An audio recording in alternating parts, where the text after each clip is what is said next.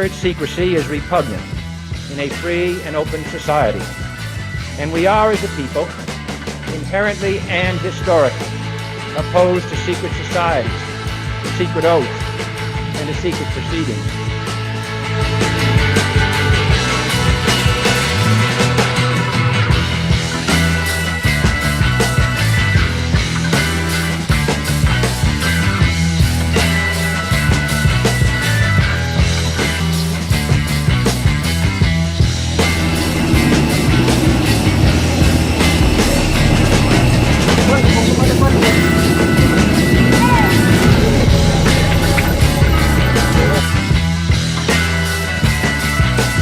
Just Our Take is our web show. Say hi. What's your number one program that you want to take care of?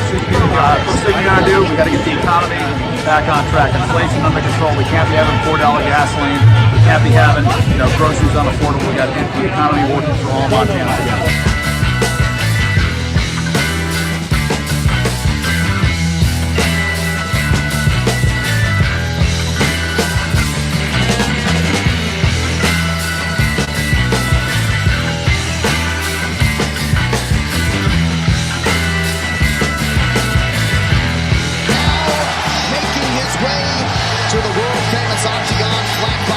CEO Dana White, 45, soon to be 47, President-elect Donald Trump.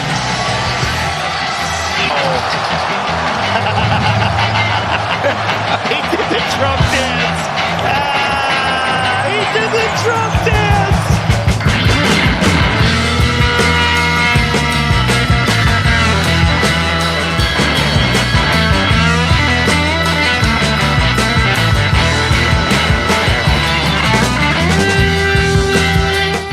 Also signing an executive order to instruct the Departments of Defense and Homeland Security to begin preparing the 30,000-person migrant facility at Guantanamo Bay. Most people don't even know about it. We have 30,000 beds in Guantanamo.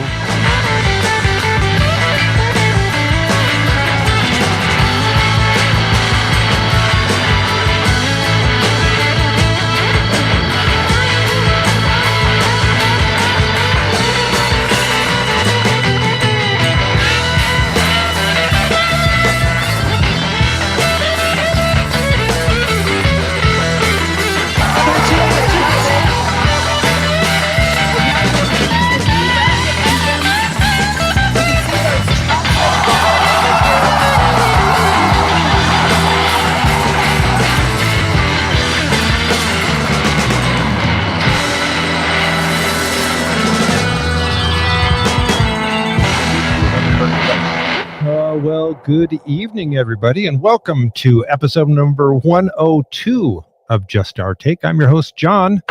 This is my co-host for the night. Elle, how you doing tonight, Elle?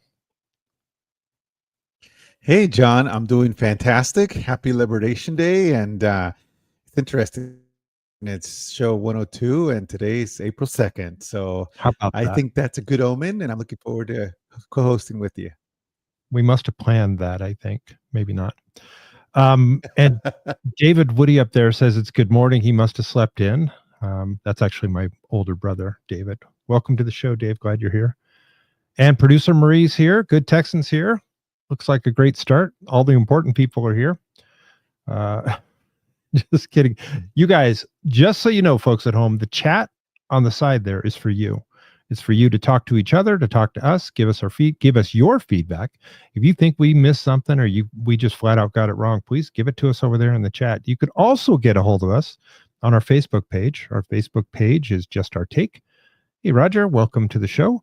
And we also have an Instagram page. And of course, we have YouTube, X, and here on Rumble. So, what a day, right? I mean, when he says Liberation Day, he's not messed around. I've got the intro here. I'll go ahead and give it to you folks. Welcome back to Just Our Take. This is episode number 102, April 2nd, 2025. It's a day worth talking about. President Trump just stepped up, waved a red flag, red, white, and blue, and declared it Liberation Day. Why? Because he's rolling out reciprocal tariffs to take back America's economic edge. And honestly, it's about time we stop playing nice while everyone else rakes us over the coals. Here's the rundown. Trump's putting 10% tariff on every import coming into the U.S. Phones, clothes, you name it, 10%. Then he's hitting specific countries with extra reciprocal punches. China gets 34% on top of the existing 20% for a 54% total. The EU is getting 20%. Japan, Taiwan, Vietnam, all facing double digits. His reasoning is simple. They tariff us, we tariff them back. But he's keeping it kind, only charging half of what they hit us with. This isn't just a tax, it's a statement. Trump's calling it our Economic Independence Day, a chance to bring jobs home, fire up factories, and make America the powerhouse it's meant to be. Now, I get it. Some folks are nervous. The left's already whining about the price hikes. That $20 blender might creep up to $25. Groceries could be a bit more. Yale's budget lab says it costs families $2,700 to $3,400 a year. Well, it might. The market's jittery, down overnight, but let's not panic. This isn't about coddling Wall Street or keeping everything dirt cheap. It's about the long game. Trump's betting these tariffs will force companies to build here, hire here, and stop shipping our jobs overseas. He's even floating replacing income taxes with tariff revenue. Imagine that. No more IRS breathing down our neck. That's a conservative dream worth rooting for. Sure, Canada and the EU are threatening to hit back. Trade wars aren't pretty, but we've been the world's doormat for far too long. China's been eating our lunch for decades. If this shakes things up and brings manufacturing back, I say it's worth a shot. Trump's not perfect, but he's swinging for the fences. Liberation Day could mean freedom from foreign dependence, or at least a step towards it. So what's your take? Are we finally standing up for ourselves, or is this risky roll of the dice? Hit the comments. Let's talk it out. This is just our take. Well, that's the opener. What do you think? Did you watch the his rollout? I did. I thought it was fantastic, and I got to tell you, for the audience, I've been in tech for over 25 years, and I remember. I think I was telling you this earlier today. I remember going to factories in tech. Right today, everybody talks about the latest phone, the latest chips, the latest this. I had several clients. I worked for a very well-known name brand company, and we sold our products to big clients like your Apples and Dells of the world. And part of my role was to check the quality of our product at their manufacturing buildings, locations in America, folks. That's been gone. That was the last time I went to one of those was in 2002. That's how long we've been taking advantage of since I've been in tech, and it's sad. It crushes me because I know that for the longest time it felt like that type of world that we lived in was gone. I'm ecstatic, and I hope every American is ecstatic, because that means our next generation, our youth, they're not dependent on the on the college scam. People can go and get tech degrees or get certifications and get jobs in manufacturing. I mean, we are an economy that's built on builders. We are builders. Yeah. And yeah, I got to tell you, I watched every second of it. Go ahead. Let me tee it up real quick. I'll just toss this out here, and we'll let Donald Trump announce it, and then we'll come back and talk a little bit more. My fellow Americans, This is Liberation Day. Waiting for a long time. April 2nd, 2025 will forever be remembered as the day American industry was reborn, the day America's destiny was reclaimed, and the day that we began to make America wealthy again. We're going to make it wealthy, good and wealthy. For decades, our country has been looted, pillaged, raped, and plundered by nations near and far, both friend and foe alike. American steel workers, auto workers, farmers, and skilled craftsmen. We have a lot of them here with us today. They really suffered gravely. They watched in anguish as foreign leaders have stolen our jobs, foreign cheaters have ransacked our factories, and foreign scavengers have torn apart our once beautiful American dream. We had an American dream that you don't hear so much about. You did 4 years ago, and you are now, but you don't too often, and for many years and decades even, you didn't hear too much about. Our country and its taxpayers have been ripped off for more than 50 years, but it is not going to happen anymore. It's not going to happen. In a few moments, I will sign a historic executive order instituting reciprocal tariffs on countries throughout the world. Reciprocal, that means they do it to us and we do it to them. Very simple. Can't get any simpler than that. You have to love his, they do it to us, we do it to them. But it's true, it is pretty simple. And the problem is, back up here, the problem is for too long, they've been doing it to us. And not only have they been doing it to us, they've been doing it to us at a much higher rate than we're proposing to do back to them. We read a couple weeks ago. People fell for. Sorry, go ahead. Sorry. No, go ahead. I was just saying that a couple weeks ago, we read some of the tariffs that Canada has on us alone. And some of those are triple digit tariffs, 299% on some items. That's just out of control. It's ridiculous. Hey, Will, welcome to the show. It's out of control. It's ridiculous. And I'm glad that he's at least starting off and doing the quote kind thing and not beating them as hard as they were beating us. And, back to Marie's question. So why have we let them do it for so long? It's a great question. And I think Trump's been asking that too. Why? Go ahead. Yeah. And, John, it's kind of like the USID or the findings of DOGE, where people forgot to turn off the spigot. It's disgusting. For our audience, we allowed countries in Europe after World War II to tariff us so we can help their economies be built. It was a 10-year plan from 45 to 55. And they never stopped.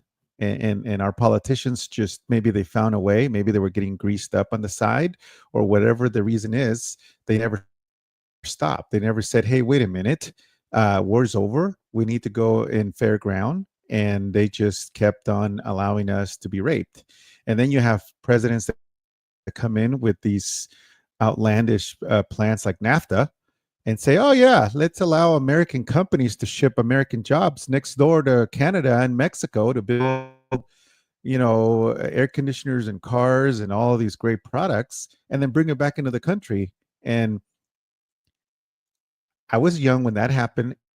And even then I remember being upset, like, wait a minute, isn't that taking jobs from Americans and sending them over to another country and then allowing these companies to benefit? Like, who really benefited? It wasn't the American worker, right? I grew up in a little town in California. Yeah. There are no little towns in Southern California. where we had manufacturing. Remember that steel mill out there where they built the California Speedway?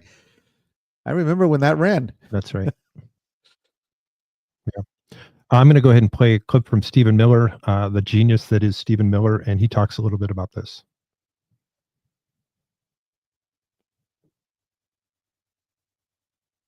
Okay, sorry.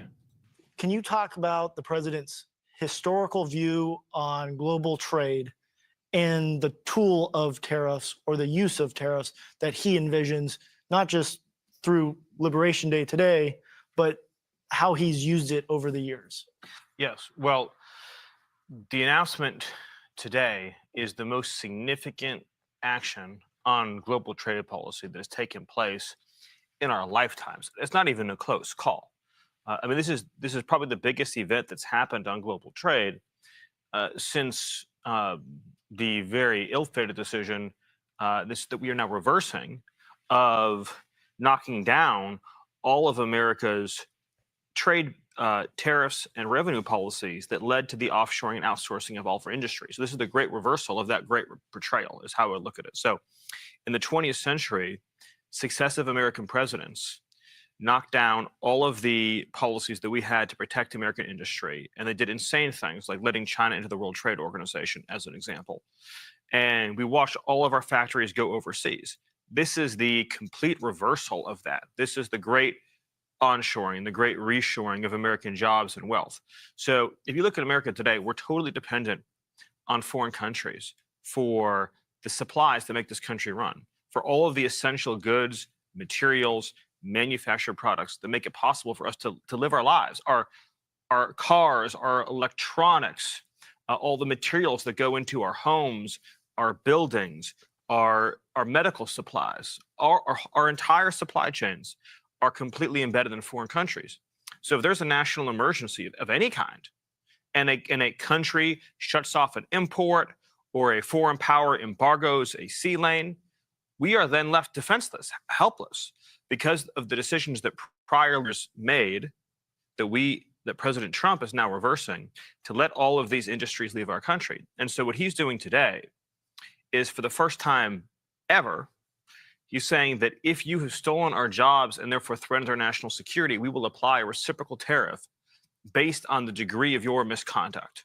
So for countries like China, for example, they will see a very high tariff rate because they've engaged in the most egregious conduct that threatens our national security. For countries that have severe but not as severe misconduct, they'll see a moderate but not as high tariff rate. The effect, though, of those global tariffs will be that companies will have to move their production back into the United States. So factories will leave, whether it be Mexico or Canada or Vietnam or Cambodia or China or the European Union. They will come back to the United States to produce their products, to make their goods. And in so doing, yes, it will create jobs. Yes, it will increase revenues. But most importantly, it will restore our national security so that we will not be dependent on anyone else to survive and thrive as a nation. That's the significance we're talking about today, the most important economic event of our lifetimes. And Stephen, And Stephen Miller puts it out there in such a way that it's very dire for the U.S. today. And I think part of that is a plan. I have also heard many smart people come out and say the rest of the world truly depends on us for a lot of the manufacturing that we do today. And if they decided to cut us off, it would hurt them more than it would hurt us at this point. We do have replacement. The oil is a big deal. If they decide that they're going to tariff energy in the oil industry, well, it would take us a while. We could ramp back up. It won't take us forever. And when it comes to like the steel industry, we could get our steel industry back up and running. It would be a while again, but the China steel that we're getting is substandard anyway.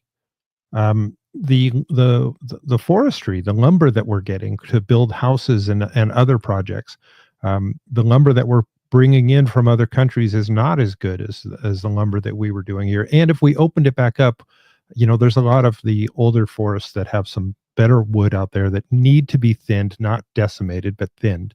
So there's a lot that America can do. We have unbelievable resources, and I think that's part of what's going to start happening. Well, and then the result of all this, John, it's also our middle class. Our middle class has been decimated, right? And for as good as people think other outside products are that are coming into the U.S., this is still the number one market for everybody in the world. You look at just a quick example. Look at the car makers of the world, your Ferraris, Lamborghinis, Aston Martin, Mercedes, Hondas, Toyota. Where do they all sell their product? Where's their number one market for revenue? The United States of America. That's right. So if you're gonna come to this market and sell your product, guess what? You better participate in this market by building those products here and letting American workers build those cars. That's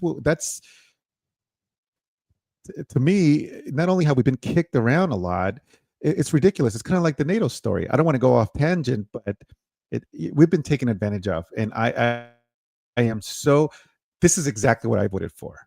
This is the president that I was hoping he would come with the second 4-year term, and he has definitely delivered on everything. And we're only in the third month is starting now.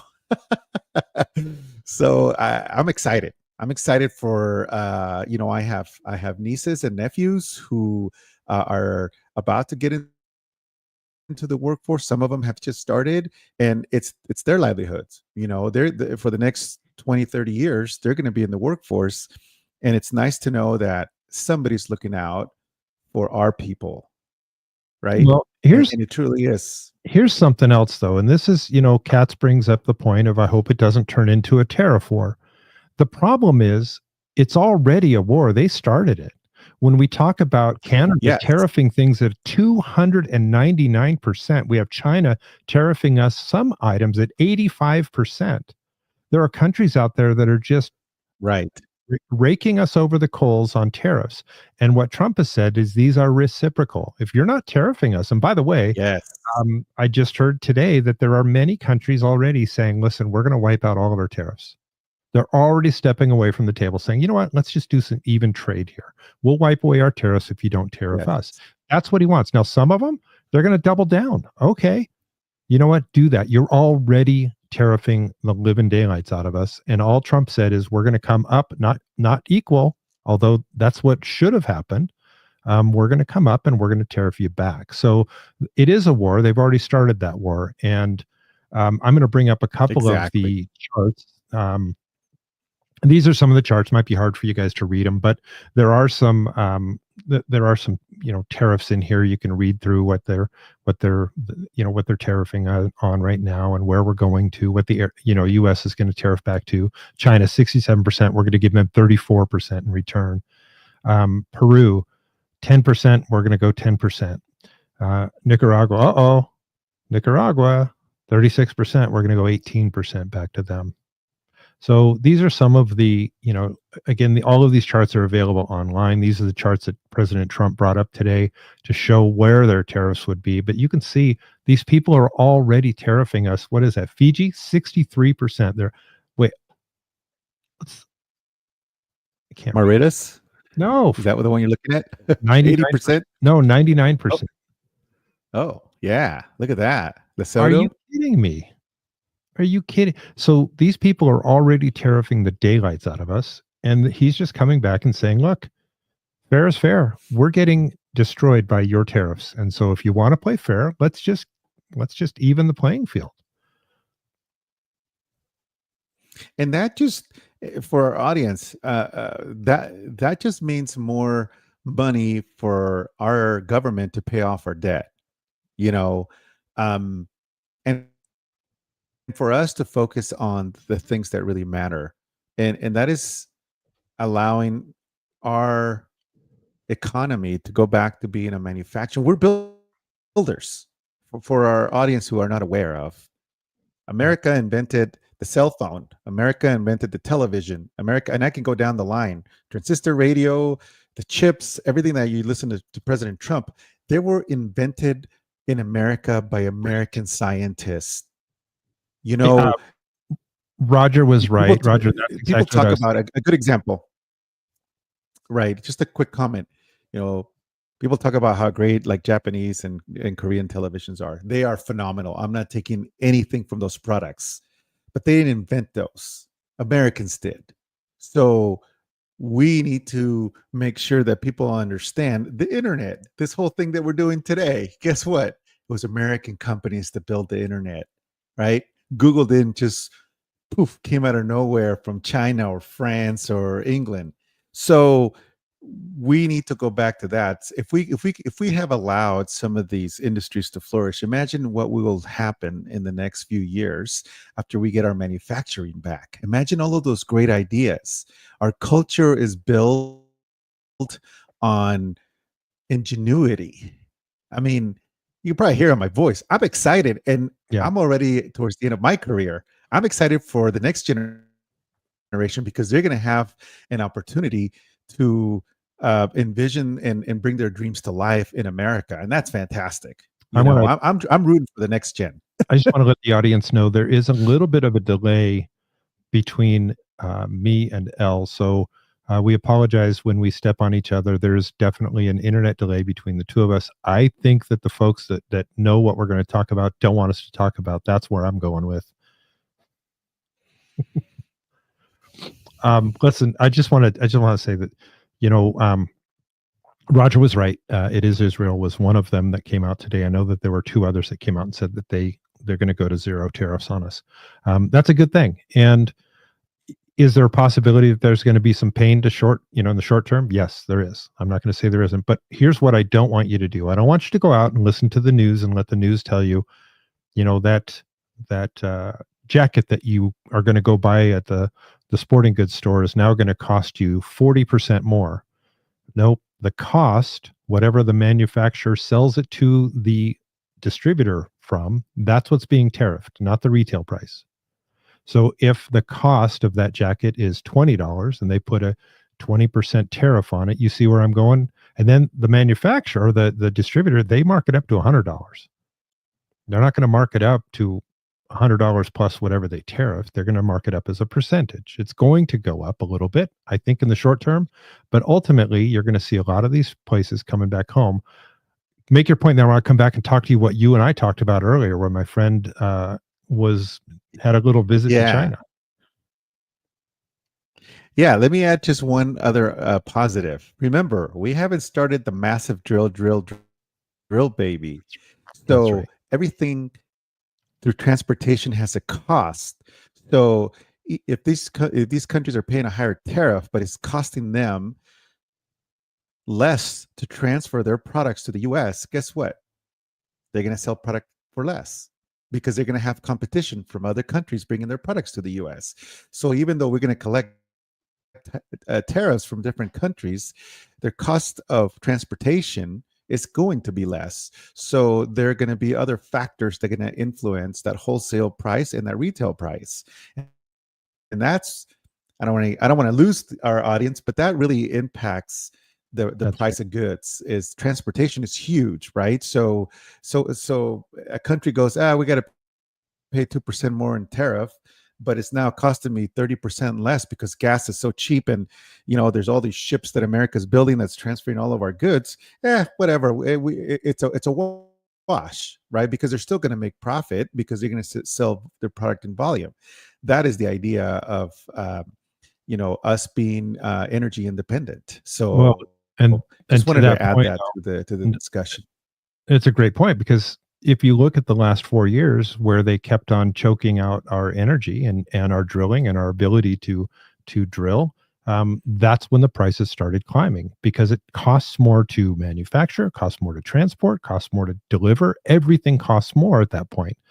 I do want to tell you, because we talked about, China is the great thief of ingenuity and invention. Yes. They don't invent anything, but they reinvent a lot of things. They take our inventions, either by having us design it or by stealing the design, and then they manufacture it a lot cheaper than we could here, because they pay at a rate that is not legal to pay in the United States. I have a friend in the Philippines who we were doing business with him. We were going to sell him some lithium batteries to power their cell sites, because their cell sites are going out.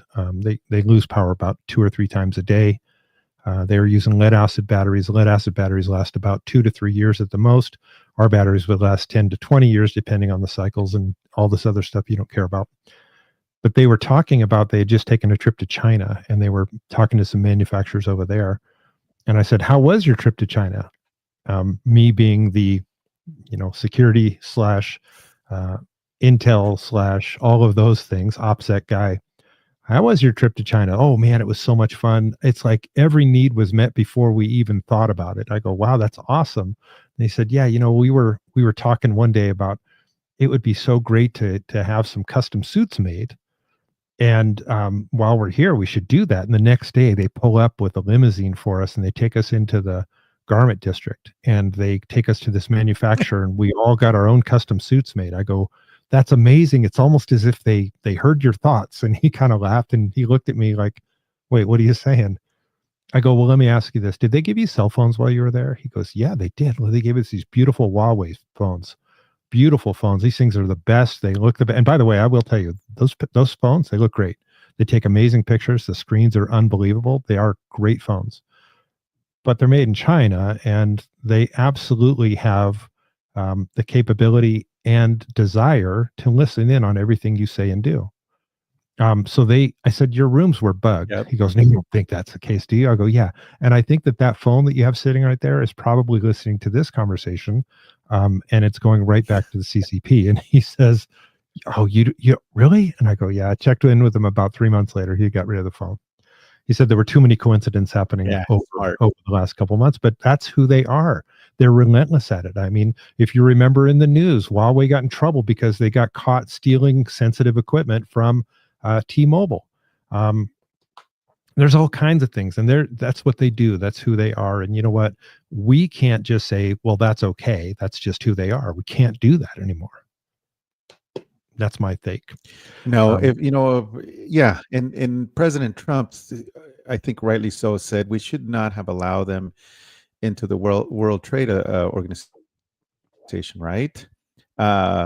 Maybe we should have, but with some restrictions, because they reverse engineer.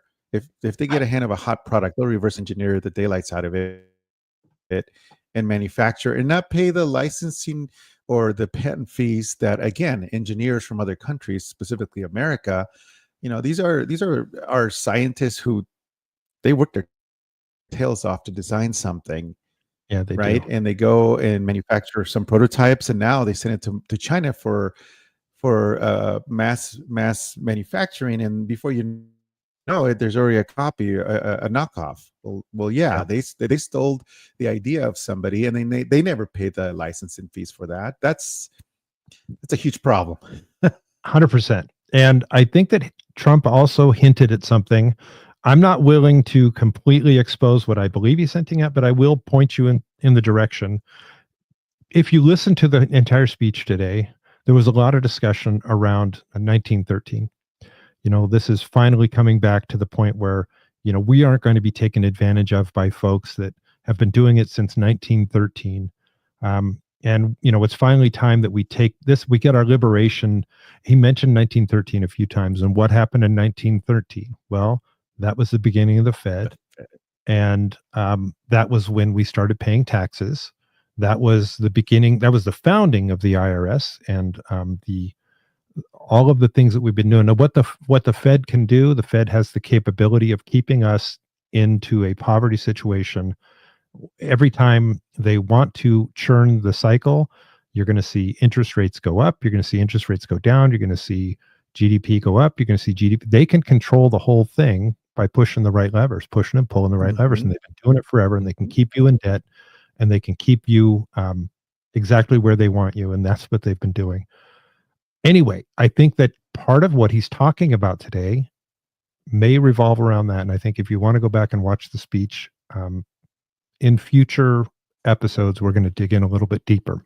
Now, before we go any further there, I want to thank our sponsor.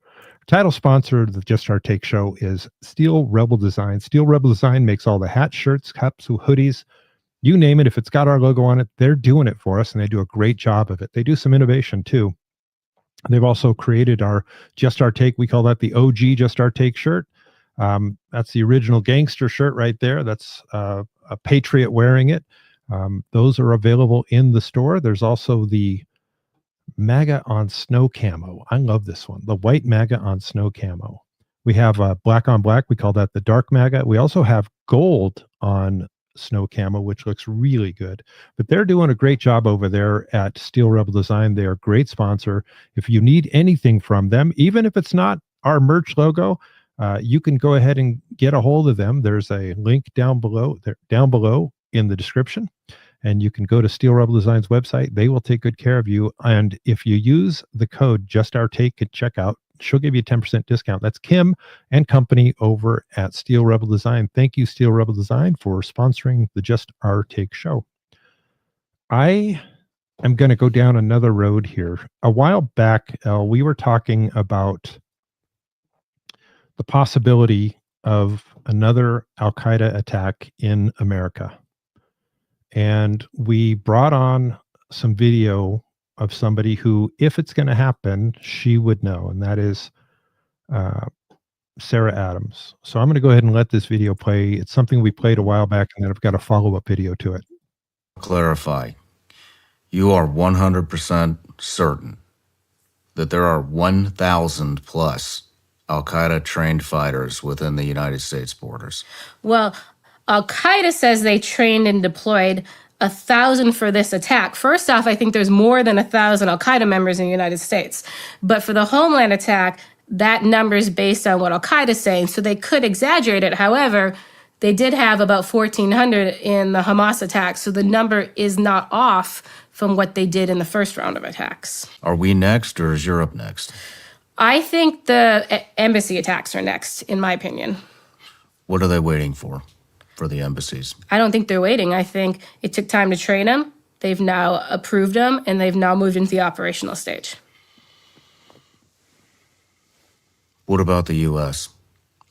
So the U.S., from what we've seen, I told you about the camps, right? That there's the advanced urban warfare. So we think it's going to look like October 7th, but it's actually based on, and October 7th was probably also based on it. It's based on the Mumbai attacks that occurred 15 years ago in Delhi, India. And we believe this for multiple reasons. What happened there? Before we dig into that. Yeah, we talked about this, I think it was my first episode. It was basically a terrorist group, Lashkar-e-Taiba. They did a number, it's called swarming attacks. They did a number of attacks into Delhi, at a hotel, the Taj Mahal, I believe it was called, at like basically the train station, etc.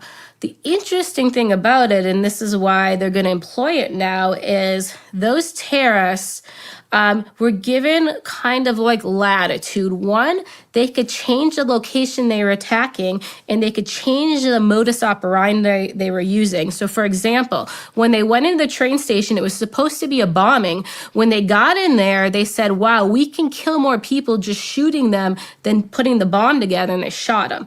Another thing that they did is in real time, information was being passed to them. So when they were in the Taj Mahal, they were being told what was on the press and what the police were doing, and they changed basically some of their movements in the hotel to make the attack last longer, okay? So this is the part that's going to be different, right? So Al-Qaeda always wants to innovate when it does its next attack, right? So I've already told you about the innovation of the suicide vests. Well, do you know we really haven't had a suicide bombing in the United States ever? There's the Nashville guy who did the strange, blew himself up in the car early in the morning when no one was around. That's kind of it. The AT&T building? Yep. So we have not had a man walk up to a building with a suicide vest on in the United States. Americans don't understand this. Al-Qaeda knows this, right? So this is new and innovative, especially now. You don't have to walk upside of the building. You can walk in the building because of the advancement of the vest. So we think it's going to be a swarming attack, right? Multiple different attacks at one time across multiple cities. We think there will be suicide bombings just because some of the attackers went through suicide bomber training and they have these vests, right? And then we think there's these Fideian attackers who will carry on until they're killed.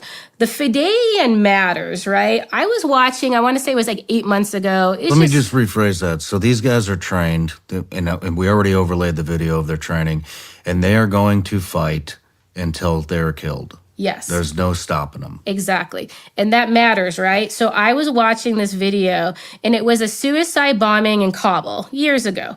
And it was, the bomber blew up, okay? And then everyone starts moving in, the first responders move in, right? And then another guy walks in and blows up. We know this is a tactic, right? But if Americans don't understand this as a tactic and don't understand these attackers are going to fight to the death, think about that. So battle's going on, the attacker surrenders, right? he might have the suicide vest. We let our guard down. That man came to die, right? He's going to fight till he dies or you dies.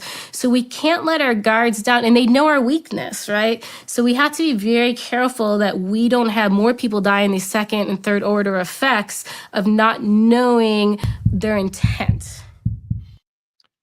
So that was a few months back that she was on the show, on the Sean Ryan show, and making those proclamations. She's a smart girl. She was CIA. She was a targeter for the CIA. So a targeter is somebody who searches high and low and finds the targets. She was actually a member of the Benghazi contingent.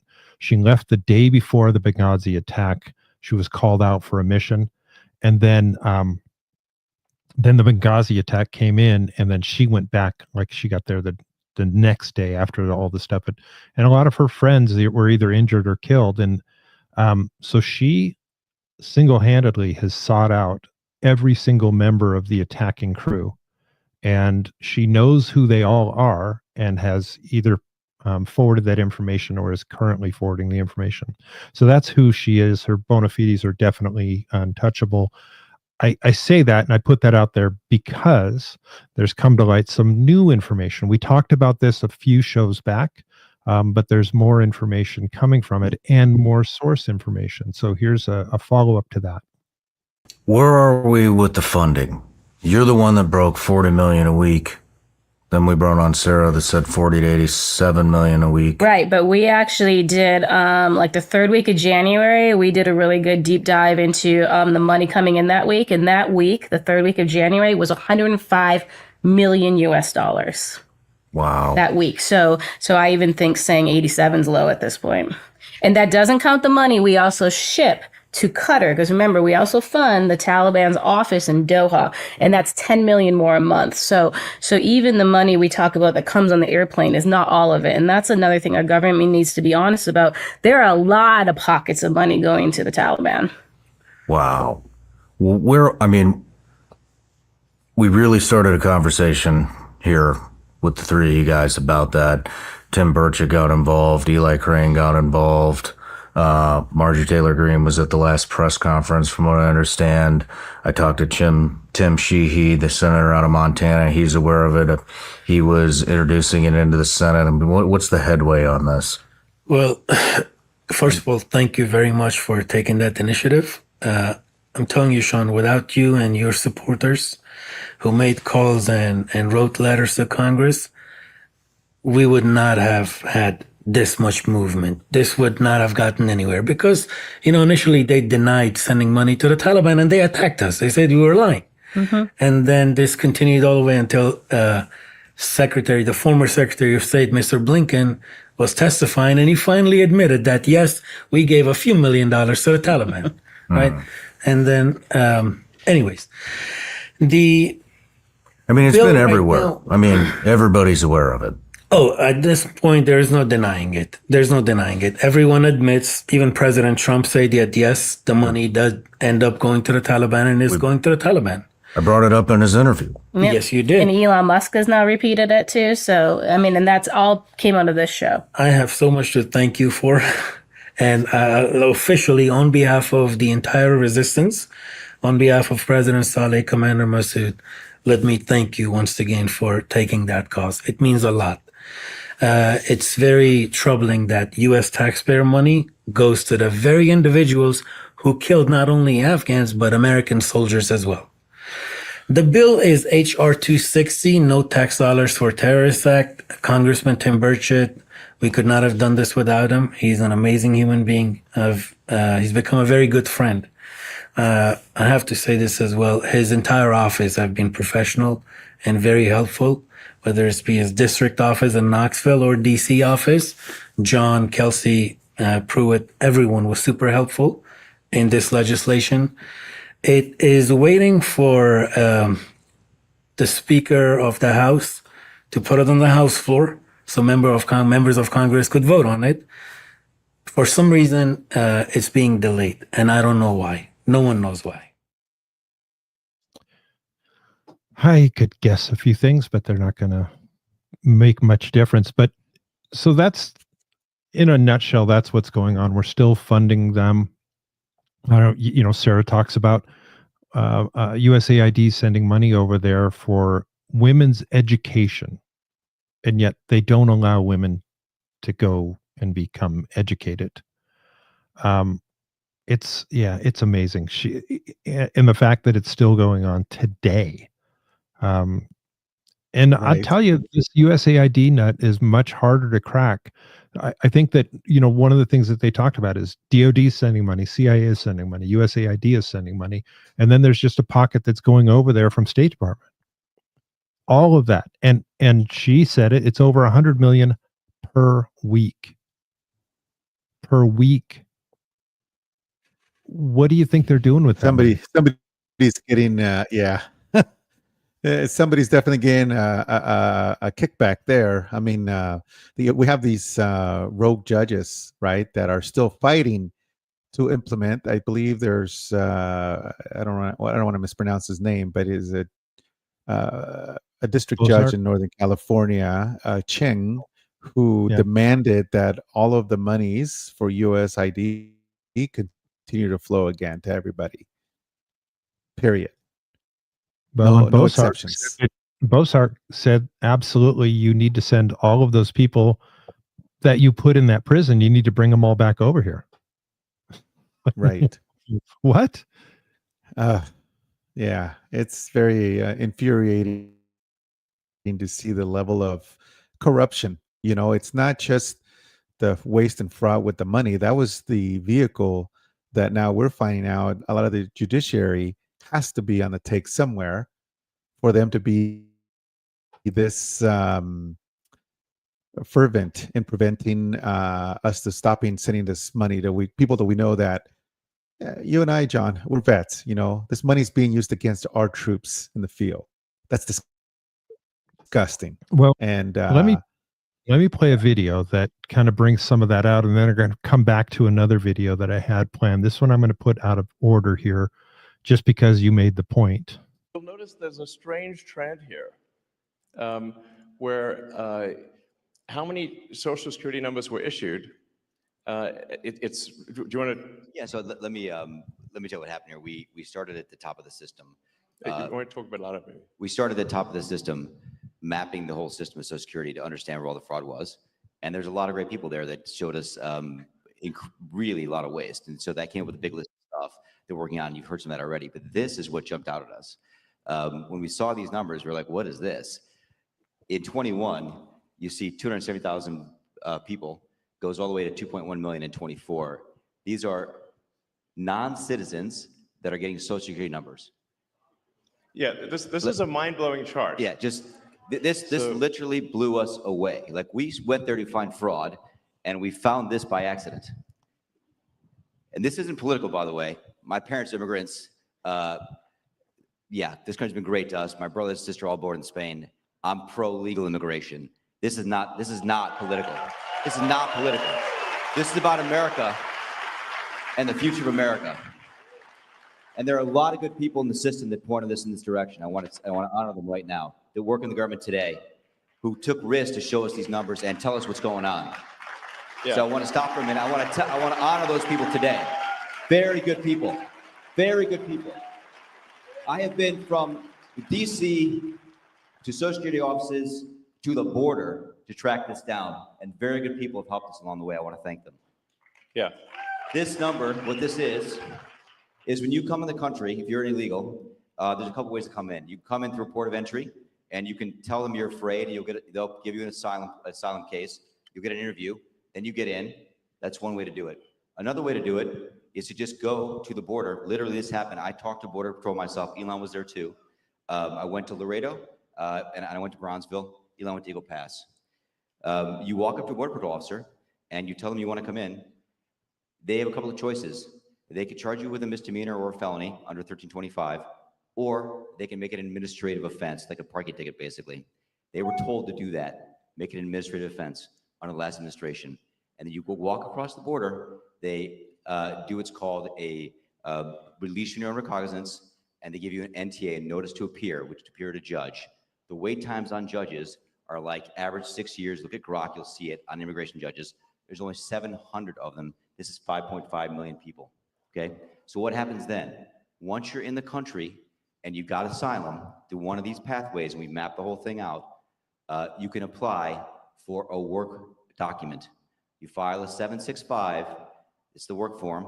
You get this form called the 766, that's the authorization, and then Social Security Administration automatically sends you in the mail your Social Security number.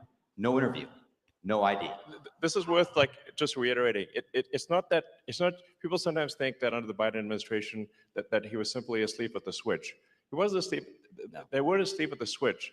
It was a massive, large-scale program to import as many illegals as possible, ultimately to change the entire voting map of the United States and disenfranchise the American people and make it a permanent, deep blue, one-party state from which there would be no escape.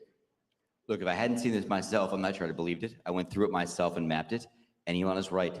This is true. The defaults in the system from Social Security to all of the benefit programs have been set to max inclusion, max pay for these people, and minimum collection.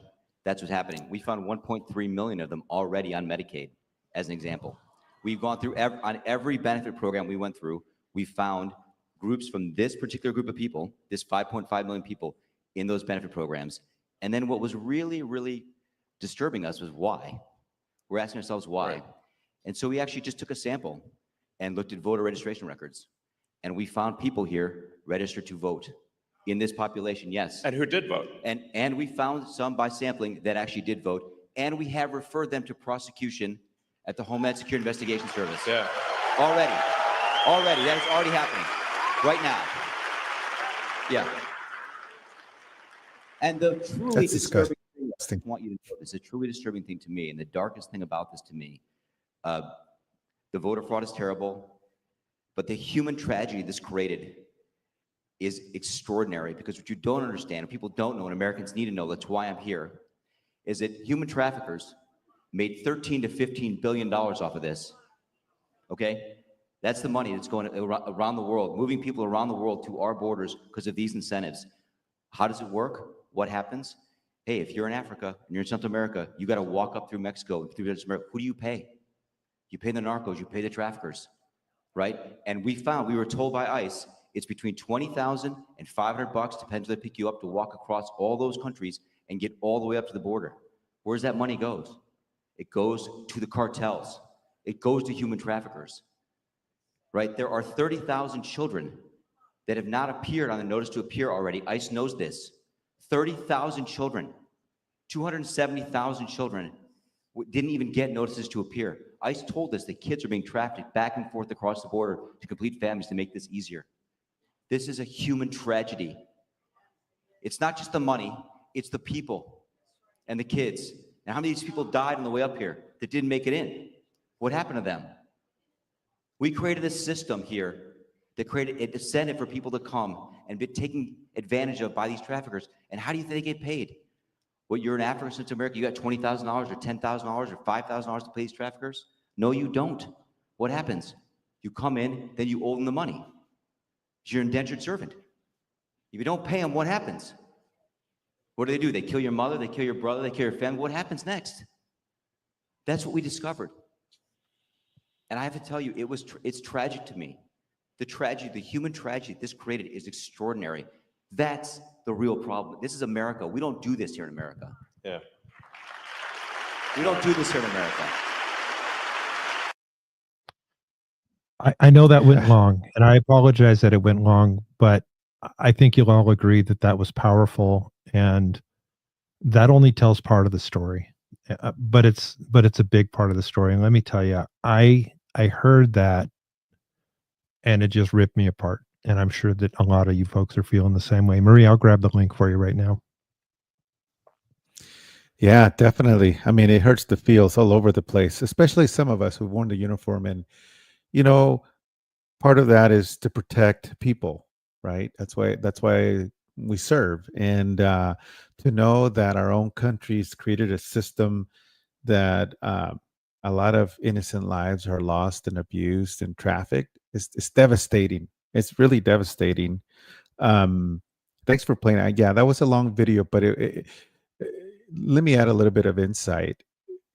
The team that Elon brought to Doge, I know that early the media tried to make it seem like they were these 19, 20-year-olds. Yes, there are some savants that are young guys.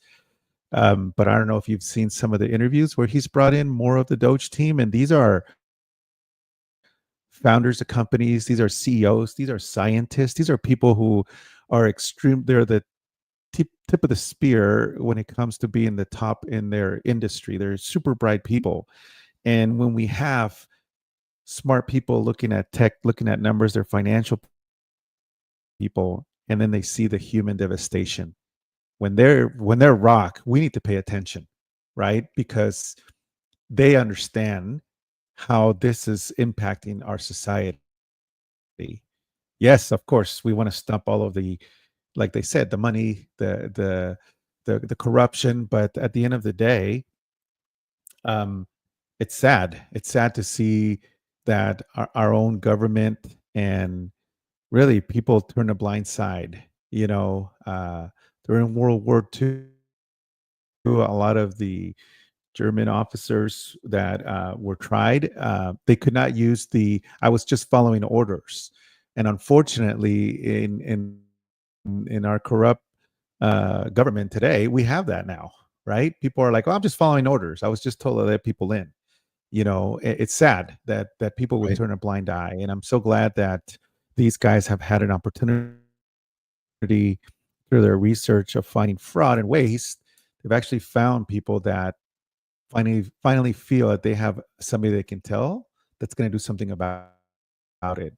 And I think there are some folks that are, in my view, heroes that will never hear their names in the civilian world. And Mr. Gracias talked about them, and I think it's pretty awesome that he did. And that's my take on that. It's something that we definitely need to put a big bright light on.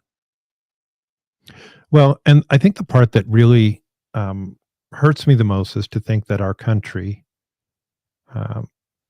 they did this. You know what I mean? This is America did this. Right. They enabled and facilitated a program. They knew that they would be bringing people from all over the world here that just wanted, again, you know, this is where it's hard because there are people that just wanted a better life. And what they were being told around the world was, hey, it's free game over there. They've changed all the policies. They've changed the rules. You just give us $20,000. We'll get you in, you know, and then they get here and this is what happens. But I got to tell you, that's the part that just kills me, is that it was our own countrymen that did that. Sean Ryan, again, we borrowed a couple of his clips earlier. He did say something earlier, I think it was yesterday or the day before, where he was talking about all that money that was going over to the Taliban and money that's being sent over there. And he said, I finally found out, you know, in some of the documents that are being released now because of the not just Freedom of Information Act, but the total declass that Trump and his team has been doing, that some of the money has been put out there to keep the opium trades in place. We were funding the opium trade so that it would stay in place. That's where some of this money was coming from. And Sean Ryan, who, as you know, he was a SEAL, Navy SEAL. He was also a contractor with the CIA. He said, I've always thought of our country as being the good guys, and I'm not so sure anymore. Pretty powerful stuff. I'll play this. Yeah. I'll play this clip, and then you'll kind of get a feel for it too. This is Mike Benz. Idea how deep the rabbit hole goes there, or how dark many of the operations they thought USAID was involved in. And I think that this is part of what the blockade being set up right now to stop DOGE from finding out is about. They don't want them to have USAID's books. They don't want them to have the internal records. They don't want them to have the emails and communications. They definitely don't want them to have the transfer of money flows. This was the sort of thing that even the Senate Foreign Relations Committee, which directly oversees USAID, could not get access to until the present moment. Senator Joni Ernst had an X-Space with Elon Musk where she said when she tried to do oversight, she was threatened by USAID.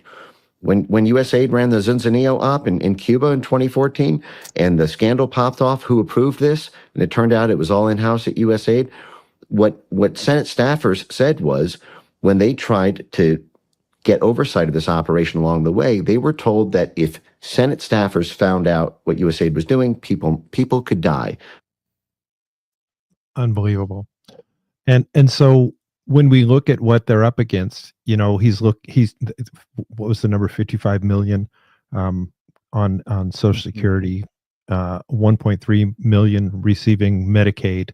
And that's just in the Social Security that they found so far. And remember all of those fake accounts that they've found. They've also found a single payer number that is all feeding into one or three Social Security accounts that no one's drawing from, that basically has just created a giant slush fund. They've got the Treasury Department that refuses to hand over the books, and the books that they have handed over show that they don't give a line item to what they're paying out, just the dollar amount. And now we have USAID threatening that if you look at our books, someone's going to get hurt.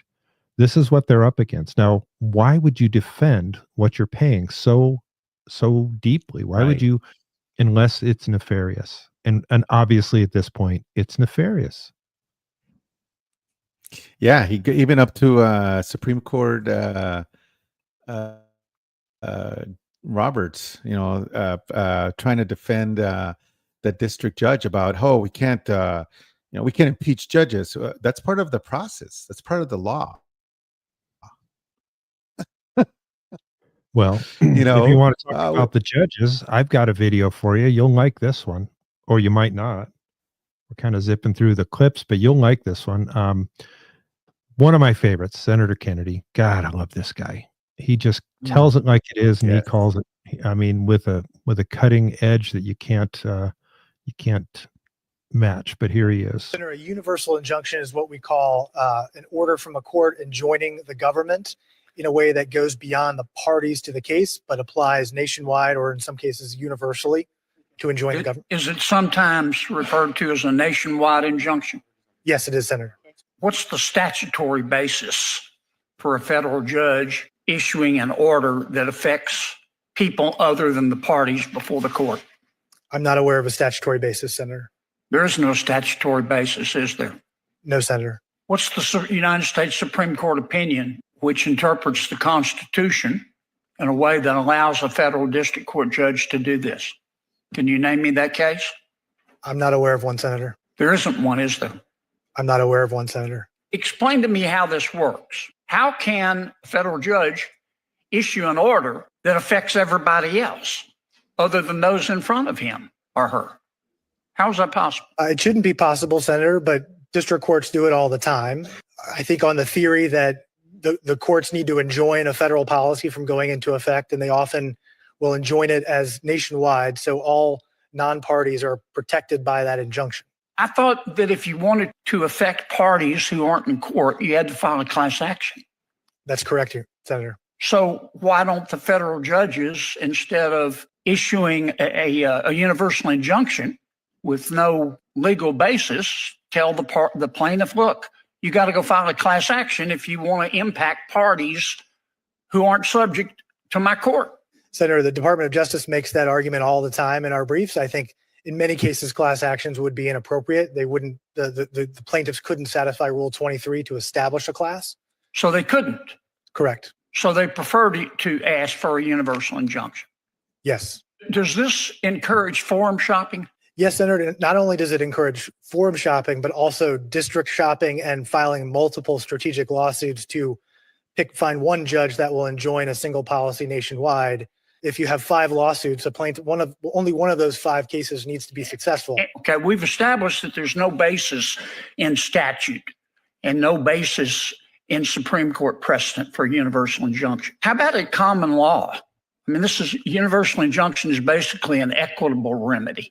Did this exist in common law courts in England on which our law is based? I don't believe so, Senator. I think the government has cited cases from the Supreme Court that says, courts are really bound by the scope of relief that a court in equity would have granted back in England before the founding. And the courts at that time would grant relief to the parties in the case, not far beyond the. A universal injunction as a remedy is unknown in English common law, is it not? I haven't done the research that far back, but I'm not aware. I have. It's unknown. Wasn't part of equity. Only about 27 universal injunctions were issued in the 20th century. Does that sound about right? That sounds about right, Senator. But 86 of them were issued against President Trump in his first term. Is that correct? I don't know the specific number, but they were a high number. And so far in President Trump's second term, 30 universal injunctions have been issued against him. Have they not? Senator, I don't have a specific number, but that sounds about right. The universal injunction has become a weapon against the Trump administration, has it not? Yes. And tell me again in my last 10 seconds, tell me the basis for universal injunction in Article 3. I read Article 3, which defines judicial power. Where does it mention universal injunction? It does not, Senator. It says courts are to decide the case or controversy before them, which is based on the parties to the case. So the Congress could act and say, look, federal judges, you render a decision to a plaintiff or a defendant, but you can't impact people outside of your courtroom other than through a class action. That's why God created class actions, isn't it? Yes, Senator. That's why God created the class action. Cutting through some of the legalese. What we're talking about here. If I was I took business law throughout college and loved it. I at some point wanted to become a lawyer and then decided, no, that's really dumb. Thank goodness. But anyway, so I love the law and I love everything about it. What they're talking about is, does this district and or federal court judge have a right to rule on something that impacts the entire nation and every member in the nation? When they're like a district court judge, it could be the District of New York. It could be in fact, just the Southern District of New York. It could be one of the smaller districts that may impact 2 or 3 states, but they do not have the legal or judicial authority to rule on something that would impact the entire United States. And that's what they were digging into the deep law. And then he talked about it, says, is there a precedent? Because our U.S. law is all based on precedent and the Constitution, as well as laws that are made in Congress. So is there a precedent in the Supreme Court? No, there wasn't. How about common law? Our law is based on British law, and there's no common law precedent. So the fact is, what these people are doing is so out of line and so egregious that to Marie's point, it has to go to the Supreme Court. And we, because of some of the members of the Supreme Court, it's not a guarantee that it's going to be thrown out. Right. Well, and not only that, but here's what's my frustration with non-MAGA so-called Republicans, right? And for those of you that don't know, I'm a constitutional conservative. I believe in our Constitution. I believe in the government that we have, and the people that govern us should be working within those reins of our Constitution, right? And very easy, before going on vacation last week, Mike Johnson could have put in a 2 or 3 sentence letter saying, hey, judges, there is no such thing as universal blah, blah, blah. You're done. This is part of our jurisdiction as the Congress, and don't use this because it's not part of our constitutional law. It could have been that easy, but they don't do that. And to me, it's a bit frustrating. You hear these folks support Trump. I think they support him just enough to where they don't look like bad guys, but just because somebody has an R next to them, I don't think they're automatically should be trusted. I question everybody that's in government, even our own president, because that's my constitutional right as a U.S. citizen. And it's frustrating. It's frustrating to see that this could easily be handled by our Congress rather than putting it on the Supreme Court, where we know they haven't always looked at it from from our constitutional law. It's just that straightforward. What do you think? That's my take. I have a slightly different view, although it's not way outside. I think that this is part of the exposure program. I think they're trying to expose just how corrupt our courts have become. You can't clean them up if you don't expose how bad they are. And there's a lot of people, if you started cleaning out some of these judges, they would say, why? What have they done wrong? Look at all these rules. So like that Bosar, the guy was supposed to have been appointed by Bush. Well, as we're learning now, Bush is not really, either one of the Bushes are not really the best yard marker for, being a good guy. But even so, some of these people could have been appointed by, and yet not be the best person for the job. And they might not rule according to the law and the Constitution. Look, I don't care if I shouldn't say I don't care. Sometimes I get frustrated when they rule against something that I believe in until I dig back in and see what the court says or what the law says and what the Constitution says. And then, I have to say, look, Right. even if it doesn't always go the way I want it to, if it goes the way the Constitution and the law says, then I have to be okay with that. This right now, I'm okay with that. They just made this up. Yeah, this is made up. 100%. Yeah, this is clown world stuff. I'm gonna make up a super duper law. Sorry, Judge, you can't make up a super duper law. You can't do that. Sorry, boss. You got to follow the Constitution. That's who we are. That's my take. it's a good take too. But the problem is these people keep on getting every time they turn around, they keep getting blocked and punched and kicked and everything else. And it's an ongoing problem, but I don't think that it's an ongoing problem without an end. Here's another clip I want to toss out there. Brett Baer talking about DOGE. We may have seen part of this before. So when we do make mistakes, we correct them quickly, and we move on. Some people say this shouldn't take a rocket scientist. Steve Davis, you are a rocket scientist. Used to be.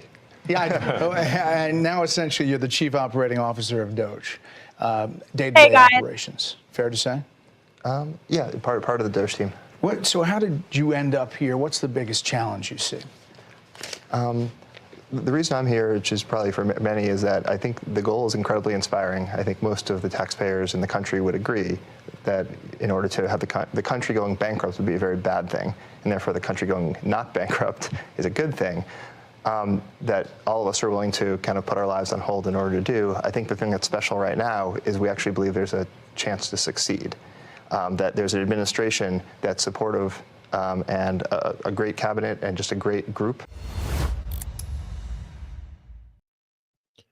So they got a team there that's working really hard to make things right and to find all of these problems. You've been seeing all over the news that DOGE is done and that Elon is going back to his businesses.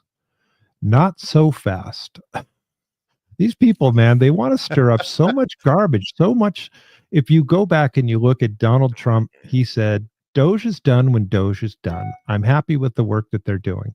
If you look at Elon Musk's comment about it, actually, Carolyn Levitt, she came out and said, no, that's garbage. That's just the MSM. They want you to think that it's all over with and that there's a rift between Donald Trump and Elon Musk. There isn't. They're doing great things and everyone's pleased with the work. And when they're done, they're done.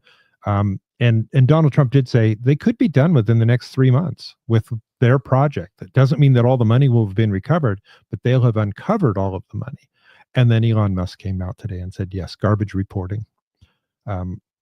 They've got so many mountains to climb and so many pieces against them. It's amazing that they can get anything done. I know we don't have it lined up, John. Let me just add a little comment there. And also how we started the show with President Trump. And I think we covered this a little bit, but yeah, he's been talking about all of this government shenanigans, and that's how I'll put it nicely. So our algorithm won't take our video out of the shoot. But yeah, there's quite a lot. There's I've heard of Elon. I've heard of other folks who are looking for a lot of waste and corrupt and just money going out to wrong folks. And they found a lot. That means that's sad, right? Because every time they turn their head to another department, there's a mountain of junk that shouldn't be processed or being handled. So it makes it easier for them, right? Because if we had a tight ship, right? If we were passing all of our audits, all of these agencies, and we had all of the books were solid, they would be the laughing stock, because they can say, look, here's all of our receipts, here's all of our bills, here's where all of our checks go.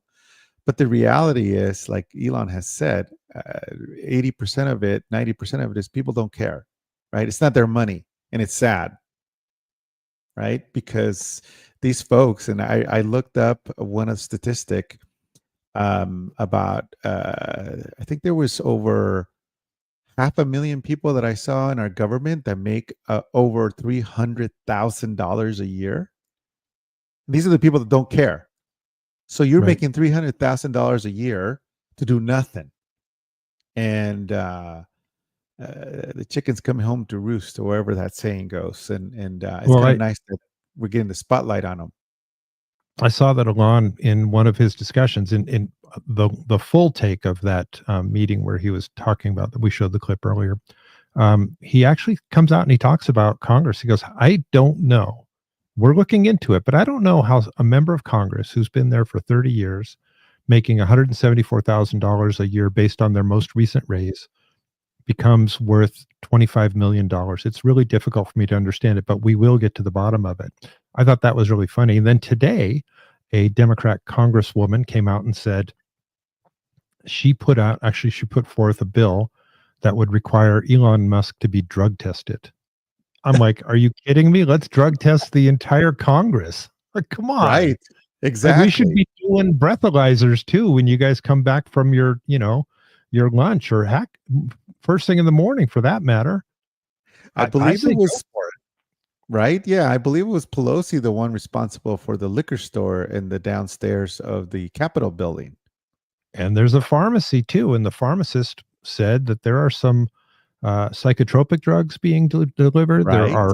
There are several people being administered drugs for Alzheimer's and Parkinson's. I mean, unbelievable. Well, that would help explain this little ditty here. Holy Toledo. Voters' views of the Democrats in Congress among all voters disapprove 68%. And look at the approved number, just 21%, even lower than the Democratic Party at large. This is the lowest on record for Democrats, according to Quinnipiac University polling. You think these numbers are bad? Let's go to this side of the screen. We'll look how Democratic voters feel. Get this. The plurality of Democratic voters disapprove of Democrats in Congress at 49%, and just 40% approve. Horrible, horrible, horrible. And that's from CNN. I hope you guys could hear that. But basically, it's miserable results, miserable polling for the Democrats. Their own people don't like them. Yeah, but somehow they're still able to win Supreme Court justice elections in Wisconsin, right? That's the part that we need to, the current administration needs to get a hold of. Cash, I'm hoping you get your job done right, and you go and FBI the crap out of these people and find out, who's cheating, because President Trump has said he wants that cheating to stop. And you can't tell me that in a state that the president won, that two Republicans won on Tuesday, yet the one Supreme Court for that state conservative lost. That's and they lost by a very similar number to an election that happened 2 years ago. Right. And there's too many coincidence. And as we know, John, there's no such thing as a coincidence this day. No, I don't believe in coincidence. However, have you seen the kerfuffle? That's a good word for the day. The kerfuffle about the press room seating. Have you seen any of that? Which one? So which one? Apparently, they're going to change up where the legacy media gets to sit in the press room. So it's always been the top four up at the front. AP, CNN, ABC, right. NBC, all those guys. They get in the very front, and then the next row back. It's it's all based on seniority and how important they think that they are. Well, they're bringing in new media, people like you and me, to sit in in those chairs. Right. And they're bringing in some people that you and I might know. I mean, you might see a Joe Rogan in there one day. You might see a Paul Ryan in there. There are people that are putting in their applications to come in and be part of the press room, and they're going to rotate through them all. Well, they said that they're going to be reevaluating and reassigning the press chart. And of course, these people went nuts over it. So here is Caroline Levitt discussing that, and she doesn't mess around. As for switching up seating in the briefing room, it's something we are seriously considering. And we tried to broker a meeting with the White House Correspondents Association board today to discuss that matter. But unfortunately, their president sent out a fundamentally unserious email to the rest of their membership, making it clear that this is a group that doesn't care about press freedom, transparency, and access for all media voices, but just cares about having their monetized monopoly over the briefing room. And I would remind them that the briefing room is part of the people's house. It belongs to the American people. It does not belong to elitist journalists here in Washington, D.C. As for switching up seating in the briefing room, it's something. There you go. And that's the word from Caroline. You got to love her. I mean, she does not mess around, and she just puts it out there and calls it like it is. She is awesome. I think the president has done really good job this time around in his entire administration. From Marco Rubio getting all those wins early on when he went down to South America, to Caroline Levitt. I mean, she's a powerhouse. I mean, this is a bright, smart, beautiful woman press secretary. She's impressive. I mean, I thought McEnany was very good, right? And Sarah Huckabee were really good, despite all of the attacks that they received. But this one, boy, she goes on the offensive, and she brings the receipts every day. And I love that, right? Because it shows you how lazy the legacy media is, right? They went crying to daddy over there to their whatever their administration group is or whatever, because they're no longer in the top pecking order. Like there was one, right? It shouldn't matter. It shouldn't matter who was there. We should rotate. We should hear from, the Sacramento Bee and other newspapers that folks have never heard of. They should have an opportunity to ask questions of the administration. That's the whole purpose of having a press, right? The press is not supposed to be singing along or modifying the message to a thinking. It should be just direct questions. Let the people make their own choices, their own decisions. So I love it. I love seeing all of the new faces in the pressing the briefing rooms, and I can go on all night. I really enjoy. The frustrating part for me is her and all of the administration. Yeah. If you watch the first administration, the first Trump administration, you had all of those CNN clowns in there, and they were just antagonists. They were spouting lies. They were making accusations. They would speak out of turn. I mean, Trump had to, tell them flat out, if you don't sit down now, you're going to be removed. I mean, and then of course that's the soundbite that they get on the news. They don't get all of the previous rude and disgusting comments that they make to them. And now here it is. It's happening again. These people are doing that again. This, in this cycle. But you got someone like Caroline Levitt who doesn't mess around. She just goes for it. And by the way, did you see Cory Booker doing the 24-hour tirade the other day? The guy, I want to have him drug tested. Right? Exactly. And he was saying nothing, basically. Right. But that's what they do. They have nothing but. They just jump in and they scream and cry and they throw a tantrum. So in the Georgia House today, they threw a tantrum. I don't know if you saw this, but they threw a little tantrum in the Georgia House of Representatives.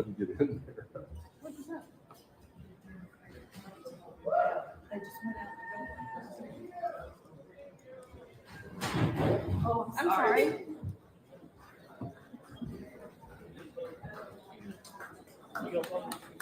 But I figured the leader walk, I can walk with her. Come on, guys. Yeah.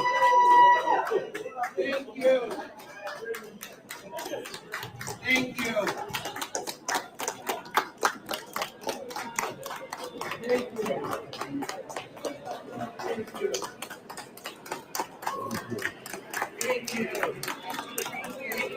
So they had their 10 congressional aides out there clapping for them.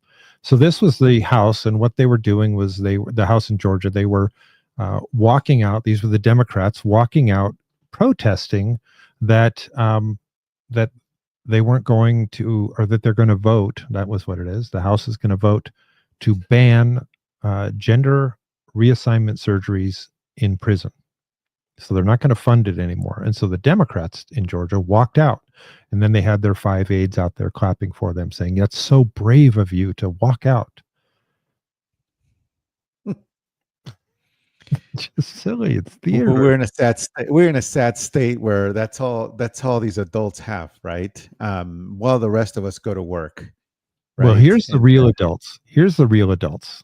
It's a beautiful day here at the White House, and it's been another great week. Let's go through all of the historic actions that President Trump took this week to help you, the American people. Companies like Hyundai, Rolls-Royce, and Schneider Electric announced billions of dollars in new investments into the United States to create jobs for hardworking Americans. The president signed a proclamation levying 25% tariffs on foreign automobile imports, encouraging companies to build vehicles right here in the United States of America.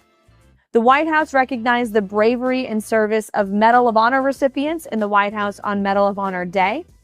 The president welcomed some of the country's strongest and most intelligent women to the White House to celebrate Women's History Month.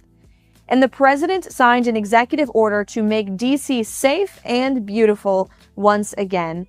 And the Trump administration executed a very successful operation to apprehend a top MS-13 ringleader just 30 minutes outside of our nation's capital. Every day, because of this president, America is safer. We'll see you for next week's MAGA Minute. You gotta love it. I mean, that's something that they're doing. They're giving a weekly recap, and they call it the MAGA Minute. I think it's great. You know what? Keep that. If you look at the communication of this administration versus the previous administration, they're constantly finding ways to keep us, we the people, informed, and I gotta love it. Well, not only that, but this is the beauty of where we are in 2025 with alternative media, right? Legacy media is dead. I'm supposed to be the target audience, right? I'm towards, a certain age gap. I have a certain salary gap. I'm a homeowner. That's what the media is supposed to be talking to me. We don't watch legacy media in our home. We have, a Fire Stick. We have different channels that we follow in different social medias, and we watch 10 minutes of what we want to hear, and we move on. No longer do we sit there and listen to some knucklehead talk for an hour about the same thing, and it's so refreshing to get a different opinion, right? And to find folks that speak the truth, speak the facts, let us make the decision. I think that is fantastic. It's great to, I'm so glad you play that video of her, because that is what it's all about. What's happening in America that's positive? Where are we going? Right. It's like I started the show with telling you how I'm excited for the next generation. Manufacturing is coming back. Who knows? Maybe I'll retire, invest money in a company, and hire a bunch of young people to build products just for the heck of it. I mean, that's what America is about, right? Is having the ability and the opportunity. I might not have the results of these billionaires, but to have just that opportunity to do it. Today, we don't have that, right? Because somebody is going to go in China and manufacture it cheap and crappy, and who knows, how they're manufacturing their products. I mean, we don't even have the same test between U.S. made products and abroad. Right. We have lead in paints for toys kits. That's been found. That's proven. Those are facts. So I think we're looking, and this will be my final thought of tonight is, it is Liberation Day. It's a bright new future around the corner. If you're an American citizen, if you're an American patriot and love our country, be excited. We have some good things coming our way that, yeah, it's like the president said, we're back, baby, and it's about to happen.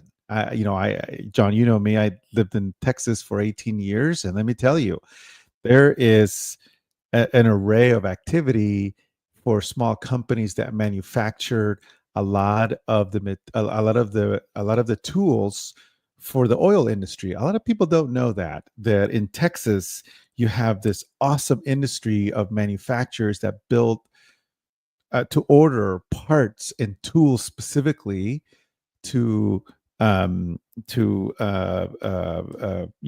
oil out of the ground and to transfer it and to have it refined. Those are 20, 50 men companies. That's what America needs, and that's what we're going to get. So it's going to get really good. And I'm going to stop there because you know me, I'm an optimist and I love this country. Well, I appreciate you, Alvin. I happen to agree with you, and I think that today's message about Liberation Day is a much bigger deal than they played it up to be, and that even Trump played it up to be. I think that we talked about last week. Read behind the headlines, put all the pieces together, and then watch what happens. Remember, in our previous intro, we had that whole section about the golden age of America has just begun. And then today he talks about our Liberation Day, and he goes back to 1913. I don't want to repeat it all, but I do want to let you guys know those are things that are going to be key in the coming months. And I think it all is going to come together no later than third or fourth quarter of this year. And then you're just going to see the proverbial rocket ship take off. And I wish I had the clip ready from the SpaceX launches. But that said, I appreciate you coming on and filling in tonight, co-hosting with me in the absence of our other co-host, David. David's out on a business trip. Couldn't be here tonight, but he sends you all his best. Thank you guys all for being here. If you could, on your way out, hit that thumbs up button. That helps us out an awful lot, even if we're leaving now. Helps people find the show. On Friday, we're going to be live on our TikTok channel. And then that will be replayed on Saturday morning. You can find live from the barber shop. And that's just a fun show. We've had quite a few people and quite a bit of interest, people following and watching that video. So I look forward to seeing how Friday from the barbershop this week goes. And then, of course, we'll be back on Sunday, and I believe David will be back with us then as well.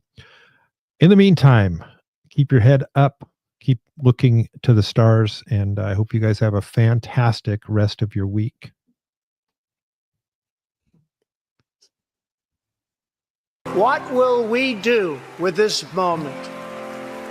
How will we be remembered? Look at the opportunities before us.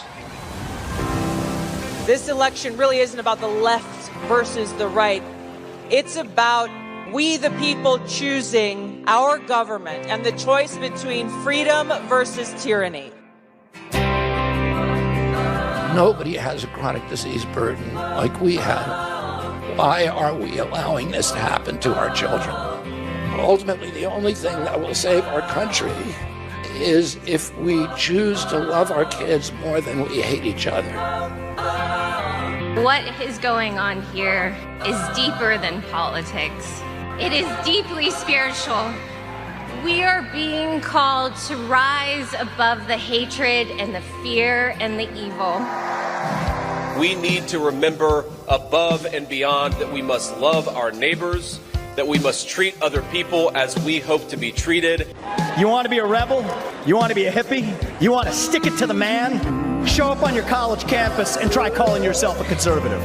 America is going to reach heights that it has never seen before. The future is going to be amazing!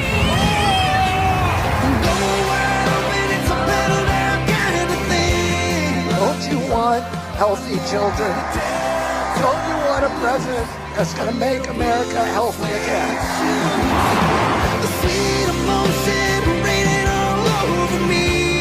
I come to you today as a former Democrat. I will be a first-time Trump voter tonight.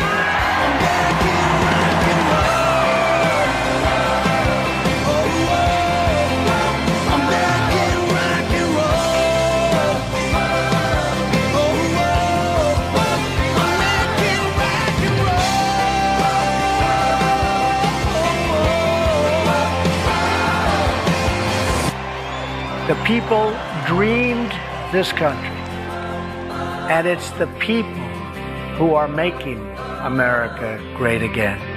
Making that